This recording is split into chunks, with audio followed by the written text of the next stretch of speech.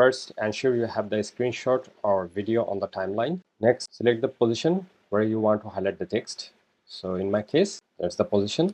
After that, on the left side of the software, click on text and select default text, drag and drop onto your timeline, and adjust the length according to your need.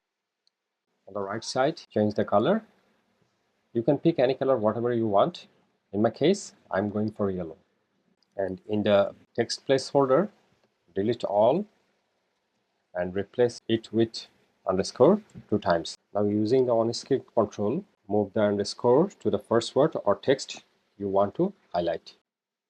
So here it is. Again, scroll down to uniform scale and turn off it. Adjust the width to match the size of the text and then tweak the height to make the highlight stand out properly. Use the control to position it perfectly on top of the text. So I'm going to width first.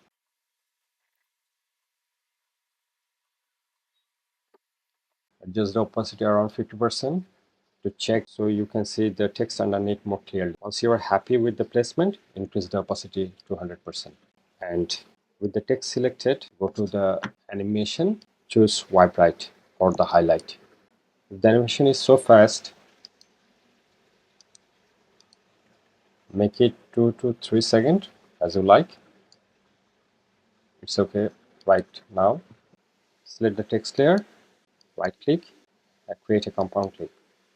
With the compound clip selected, go to video, change the blend mode to multiply.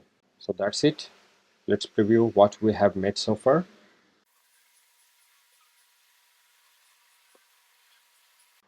And you can see it's really easy to do. Thank you guys for watching and have a great day.